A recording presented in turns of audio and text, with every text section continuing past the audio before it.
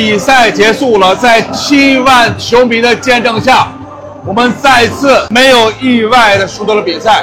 其实输的比赛没什么，我们再打回来就行了。但是打了什么玩意儿啊？张玉宁没劲了，你不换人，你让黄兆宇一人打单后腰，他能打得了吗？1万，他妈是个8万。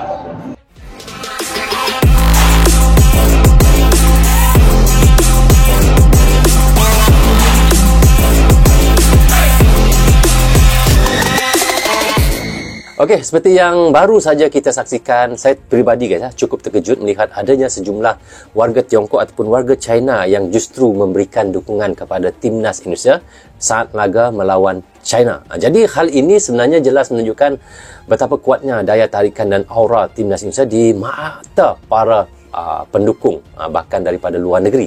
Tidak hanya di Tiongkok, di Malaysia seperti saya juga pun banyak yang mendukung perjuangan tim Garuda. Saya sendiri insyaAllah akan hadir langsung ke Stadion GBK nanti untuk memberikan dukungan penuh kepada timnas Indonesia dalam laga penting ini. Baru tahu budaya Indonesia sering dicuri negara Malaysia, supporter China langsung beri KOMEN begini, jelang hadapi timnas Indonesia.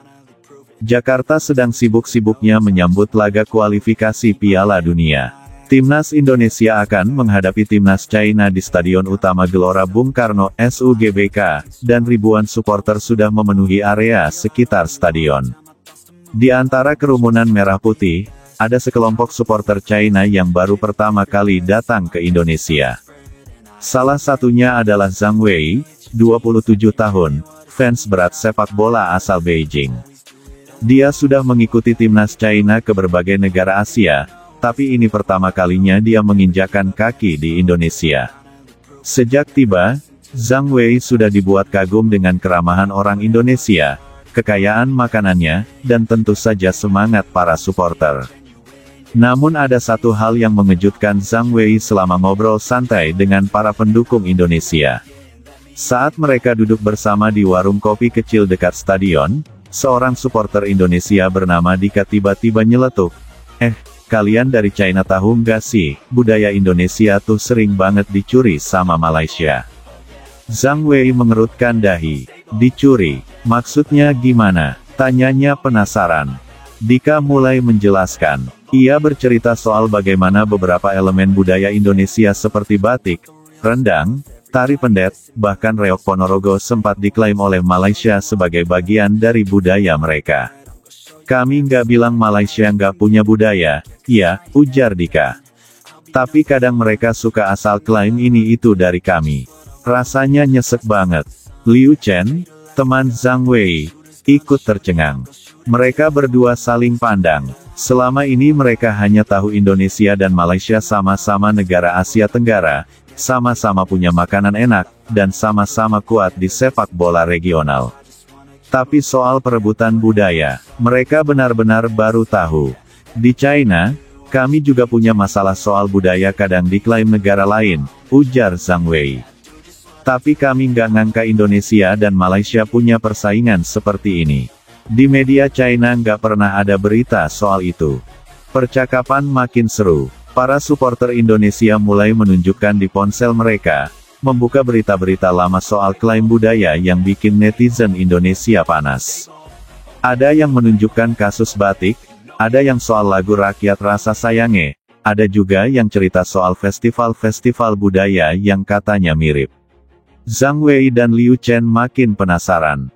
Astaga, gumam Liu Chen. Kalau seperti ini, wajar supporter Indonesia emosional kalau ada isu-isu seperti itu.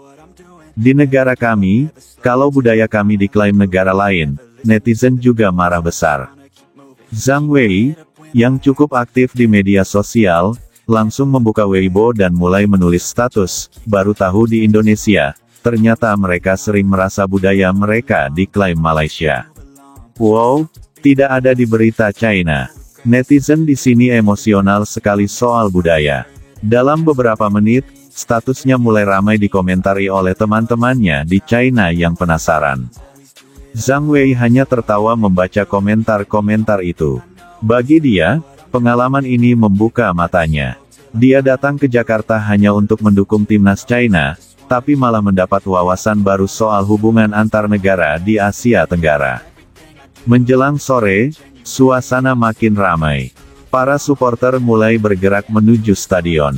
Namun Zhang Wei dan Liu Chen memutuskan mampir dulu ke sebuah toko souvenir. Mereka ingin membeli batik sebagai oleh-oleh.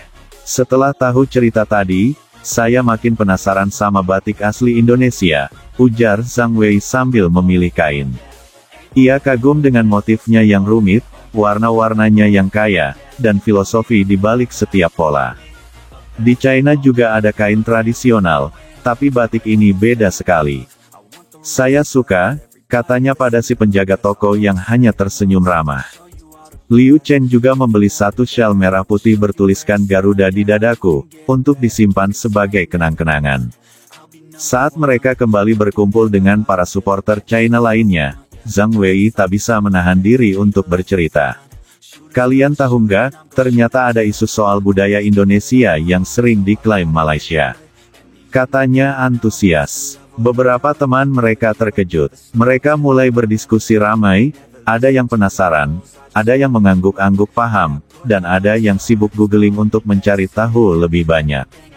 Menjelang masuk stadion, suasana jadi makin seru. Zhang Wei merasa pertandingan malam itu bukan hanya soal sepak bola, tapi juga soal mengenal lebih dalam identitas bangsa yang jadi lawannya. Ia jadi semakin menghormati para supporter Indonesia yang dengan penuh semangat membela negaranya, bukan cuma di lapangan, tapi juga di ranah budaya. Pertandingan pun berjalan ketat. Indonesia dan China sama-sama menampilkan permainan terbaik. Supporter dari kedua negara saling bersorak, saling bernyanyi, kadang saling meledek, tapi tetap dalam batas sportivitas. Zhang Wei tak bisa menahan senyum saat melihat spanduk besar bertuliskan, "Budaya kita, harga diri kita." Di Bandara Soekarno-Hatta, sebelum pulang, Zhang Wei duduk sambil memandangi kain batik yang baru dibelinya. Ia merasa perjalanan ini membuka matanya tentang betapa pentingnya identitas budaya bagi suatu bangsa. Sesuatu yang sering terlupakan di tengah hingar-bingar globalisasi dan olahraga. Dan begitulah, sebuah perjalanan yang awalnya hanya untuk mendukung tim nasional, berubah menjadi pelajaran tak ternilai soal identitas, harga diri, dan pentingnya menjaga warisan budaya. Jakarta sore itu terasa ramai luar biasa. Stadion utama Gelora Bung Karno SUGBK sudah mulai dipenuhi warna merah, bukan hanya dari supporter timnas Indonesia, tapi juga dari para pendukung timnas China yang datang langsung dari Beijing, Shanghai, Guangzhou, dan kota-kota besar lain.